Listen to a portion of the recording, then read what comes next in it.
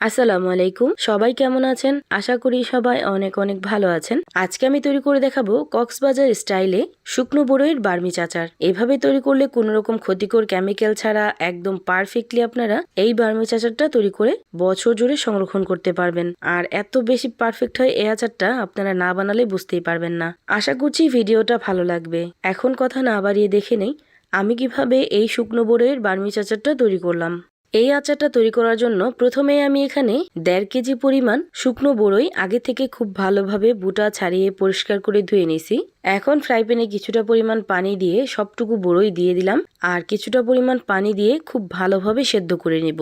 সেদ্ধ করে নিলে কিন্তু আচারটা খুব ভালো হবে আর অনেক বেশি পারফেক্ট হবে।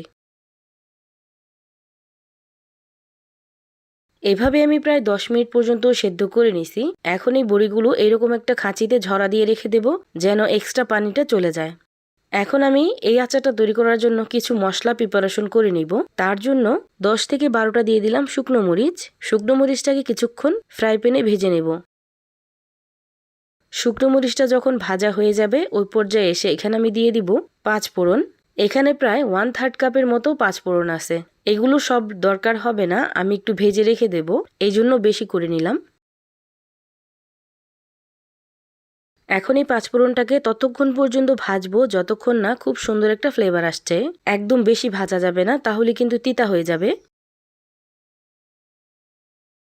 এদিকে আমি চুলাটাকে অফ করে দিলাম। এখন একটা ছোট্ট ব্লেন্ডার জগে নিয়ে নিলাম 1/2 কাপ পরিমাণ চিনি। এখন এই চিনিটাকে খুব ভালোভাবে ব্লেন্ড করব যেন একদম মিহি পেস্ট হয়ে যায়। ব্লেন্ড করা হয়ে গেছে। এখন এই চিনির গুঁড়োটাকে আমি একটা সাইডে রেখে দিলাম আর আগে থেকে ভেজে রাখা সেই 5 ফোড়নটা এখন একই ব্লেন্ডার জগে নিয়ে আধ ভাঙা টাইপের করে ভেঙে নেব। একদম মিহি করার কোনো প্রয়োজন নেই, এইরকম একটু আধ ভাঙা করে ভেঙে নেবেন। এখন একই ফ্রাই প্যানে আগে থেকে ঝরা দিয়ে রাখা সেই বড়ইগুলো নিয়ে নিলাম।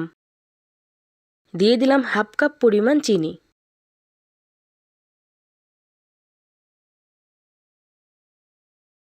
দিয়ে দিলাম পরিমাণ মতো লবণ। আগে থেকে ভাঙিয়ে রাখা সেই মশলাটা এখানে দিয়ে দিব। এখানে আমি 1.5 চামচ পরিমাণ 5 ফোড়নের গুঁড়া দিয়ে দিলাম। এখন সবকিছু একসাথে খুব ভালোভাবে মিশিয়ে নিব।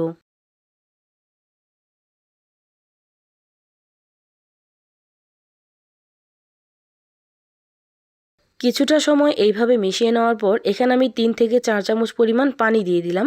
যেহেতু আগে থেকে বড়ইগুলো সেদ্ধ করা, এই জন্য এখানে বেশি করে পানি দিয়ে সেদ্ধ করার কোনো প্রয়োজন নেই। শুধু রান্না হতে যতটা প্রয়োজন পানির ঠিক ততটা দিলেই হবে। আর এই পর্যায়ে এসে দিয়ে দিলাম 1/2 চামচ পরিমাণ লাল মরিচের গুঁড়া। এখন এই মরিচের গুঁড়াটা দিয়েও খুব ভালোভাবে মিশিয়ে ঢাকনাটা লাগিয়ে 10 থেকে 15 মিনিট পর্যন্ত চুলার আঁচটা কমিয়ে রান্না করে নেব, যাতে করে চিনি শিরাটা খুব ভালোভাবে আচারের গায়ে লাগে।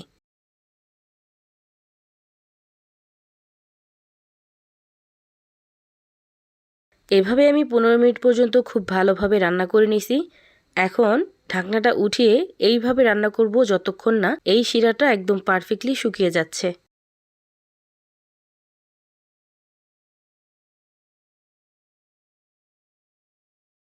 এভাবে রান্না করতে করতে যখন দেখবেন চিনি শিরাটা একদম পারফেক্টলি শুকিয়ে গেছে তখন চুলাটাকে অফ করে দিবেন আর এই বড়িটাকে পরিপূর্ণভাবে ঠান্ডা করে নেবেন।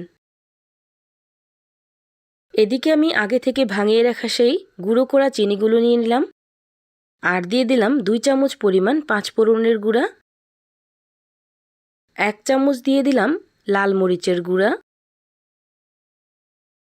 আর 1 চামচ পরিমাণ দিয়ে দিলাম বিট লবণ। এখন সবকিছু একসাথে খুব ভালোভাবে মিশিয়ে নিব। বার্মিজ আচার তৈরি করার জন্য এই মশলাটা কিন্তু অনেক জরুরি।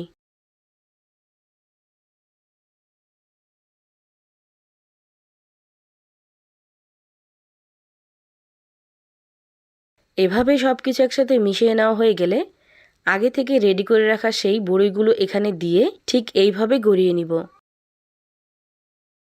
একদম ঘরে থাকা বেসিক মশলা দিয়ে এই আচারটা তৈরি করা যায়। শুধু একটু জানার প্রয়োজন যে কিভাবে তৈরি করতে হয়। এতটুকু জানলে কিন্তু সবাই কিন্তু ঘরে এইরকম বার্মিজ আচার তৈরি করে নিতে পারবে।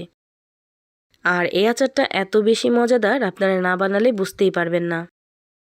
এভাবে আমি সবগুলো বার্মিজ আচার তৈরি করে নিছি। দেখতেই পাচ্ছেন কত বেশি লোভনীয় হয়েছে। এভাবে একবার হলেও তৈরি করে দেখতে পারেন।